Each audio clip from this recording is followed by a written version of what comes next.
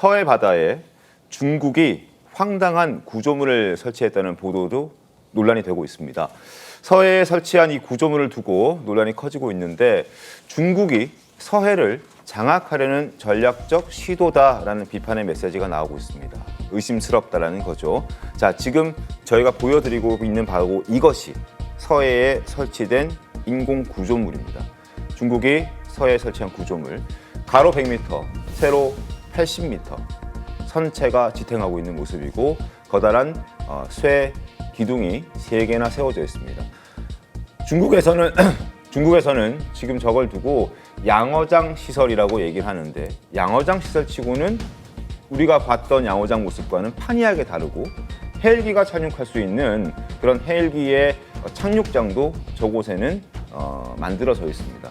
과연 저걸 두고 중국이 얘기한 대로 저걸 인공 양어장 지원 시설 이런 주장을 우리가 받아들일 수 있겠냐라는 부분입니다.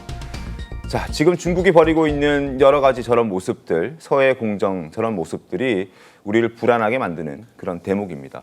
정치권에서도 우려의 목소리들이 나오고 있습니다. 한번 들어보고 이야기를 이어가겠습니다.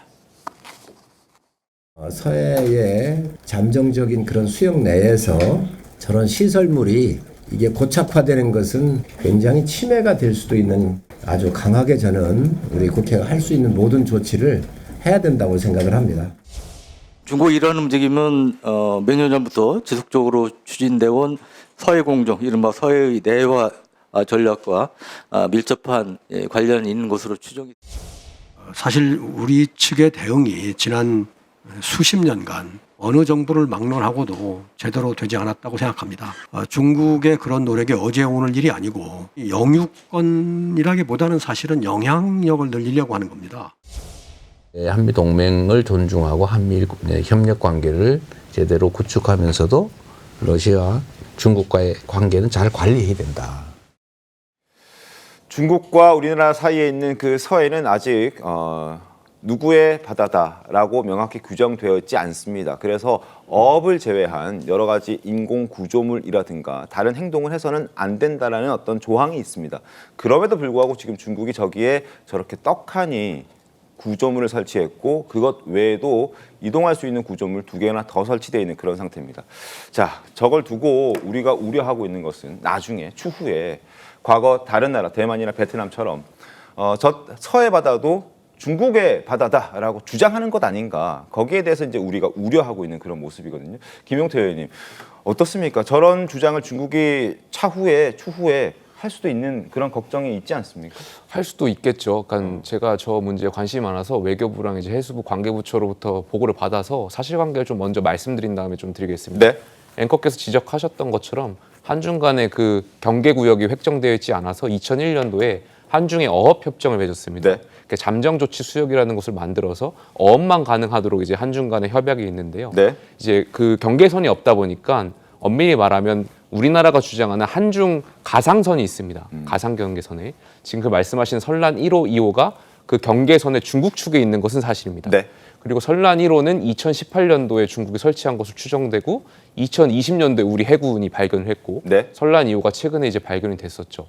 근데 다만 이게 저희가 해수부라든지 관계부처가 이 설란 1, 2호에 대해서 어떤 시설인지 확인하려고 뭐 온누리호라든지 이런 게 접근을 하면 중국이 이제 접근을 못하게 막는 거예요. 그 민간 어업인들이 칼 들고 그렇습니다. 흉기를 들고 나왔던 그러니까 이게 부분들? 확실히 양식장인지 네. 어떤 시설인지 혹시 여기에 뭐 잠수함을 탐지하는 군사 어떤 안테나라든지 이런 것이 있을까-봐 저희가 조사하려고 접근하려고 해도 중국이 막고 조사를 못하게 하는 겁니다. 네. 그래서 저희가 뭐 육안으로 사진을 찍어서 위성 같은 것을 통해서 봤을 땐 일단 양식장의 표면적으로는 양식장의 구조물을 갖추고 있고 실제로 그 해역 부근이 따뜻한 물과 차가운 물이 만나서 연어를 키우기에 굉장히 좋은 입지적인 자리인 건 맞다고 합니다. 표면적으로. 네. 다만 앵커께서 지적하셨던 것처럼 향후에 중국이 네. 이 설란 1, 2호를 뭐 밑에 암초에 박아서 그 서해를 본인들의 영해라고 주장할 수 있는 가능성이 있기 때문에 저희 정부에서는 2가지 전략을 세우고 있는데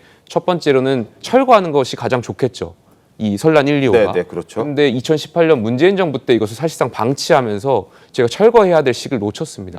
중국이 12개를 앞으로 계속 설치하겠다고 하는데 그렇다면 이제 비례적 대응을 고민해야 될 시점도 온 것 같습니다. 12개를 추가로 더 설치하겠다는 얘기입니다. 지금 2개를 제외하고 10개를 더 설치하겠다는 겁니다. 그래서 이제 비례적 대응을 고민해서 우리도 그럼 여기다 이제 양식장을 설치해야 되는 것이냐, 뭐 이런 비례적 대응까지도 고민해야 될 시점이어서 제가 외교부나 해수부도 좀 그런 비례적 대응까지 적극적인 검토를 하라고 좀 주문을 하고 있습니다. 김용태 의원의 지적은 문재인 정부 시절에 방치를 했기 때문에 철거 시기를 놓쳤고 그래서 지금 비례적 대응까지 고민을 해야 되는 상황이다라는 건데 민주당 입장은 어떻습니까?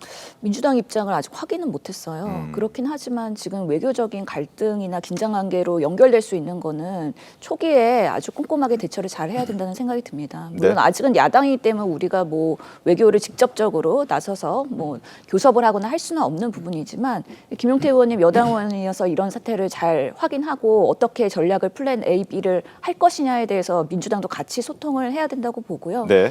지금 한덕수 총리가 미국과의 통성 과정에서는 로우키로 간다는 거 아닙니까? 그런데 중국에 대해서는 어떻게 할 건지에 대한 대책도 뭐 이제 입장을 밝혀야 되는 지금의 상황에서의 중요한 시점이라고 보고 특히나 외교는 그 실용 외교나 아니면은 정말 필요할 때는 또 자국 중심주의로 갈 수밖에 없기 때문에 이런 것들이 또 중국과의 관계에서의 나중에 큰 문제가 되지 않도록 초기부터 대사관부터 해서 적극적으로 소통하면서 정말 순수한 어업의 문제인지 아니면 정말 뭔가 두 번째 그런 세컨더리 이익을 위해서 하는 의도가 있는 것인지 그리고 우리의 전략은 무엇인지에 대해서도 조금 더 적극적으로 국회와 그리고 정부가 대응할 필요가 있겠다라는 부분에 있어서는 민주당도 이견은 없을 거라고 생각합니다. 알겠습니다. 전문가들은 어업 외에 시설물 설치나 자원개발 활동을 금지하는 이런 잠정 조치 수역인데 여기에 해상 경계에 영향을 주는 사실상 미니 인공섬을 지은 것이나 마찬가지다라고 지적하면서 중국이 벌이고 있는 남중국해의 영토 분쟁처럼 이런 점유 수법이 닮았다. 그래서 우려의 목소리가 커지고 있습니다. 계속 좀 지켜봐야 될 그런 대목인 것 같습니다.